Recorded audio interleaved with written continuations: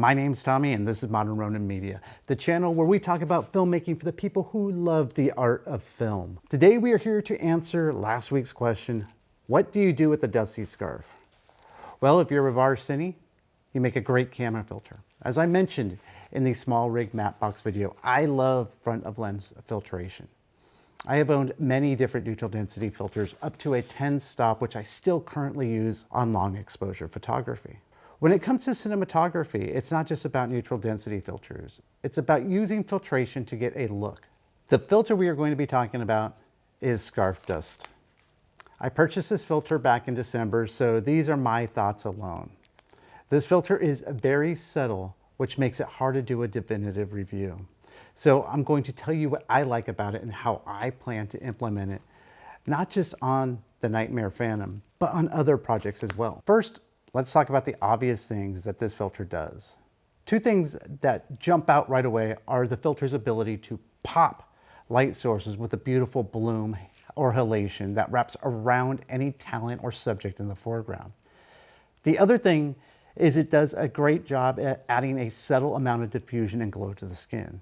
One of the issues I've had with other diffusion filters is focus chasing. I never quite know if I'm soft focused or if it's the filtration. With Scarf Dust, that isn't an issue at all. I like how it ever so slightly lowers the contrast of the image without actually shifting any of the colors.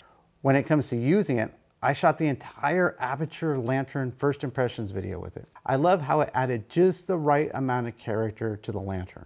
When it comes to shooting the Nightmare Phantom, I will use this as a primary filter for most of the wide shots and for one of the main characters. This filter will be great for romantic, moody, and intimate scenes. If you shoot outdoors, this filter will be enhancing for any landscape, big vistas, and cityscapes. This filter is a perfect match for golden hour. So what are my thoughts? First, it's a great tool to have in the box. It excels at what it does, especially if you have the right light to work with. It's neither over the top nor so subtle you can't tell it's there. I have played with many diffusion filters in the past, and Scarf Dust just does it for me. Of course, you can get these looks, in post, but I'm an in-camera guy, what can I say? At $269, it's worth every cent you spend. The downsides are hardly worth mentioning. First, it's a rectangular glass filter. They're fragile, and if dropped, can break. So you have to be very aware of what you're doing, especially if you have a clamp-on matte box. The second, it only comes in 4 by 5.56, which covers on a positive most wide and ultralight lenses. But for those with 4 by 4 filter holders or matte boxes, you'll have to sit this one out unless you're upgrading your gear.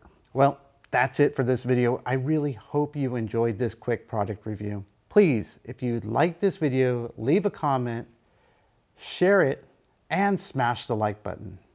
Next week, I think we're going to be waving some flags. Nope, not Canadian or American ones. Watch to find out which. And as always, get out there and create great things. If you do get out there and create great things, don't focus on the most expensive gear. Focus on the gear that works for your needs.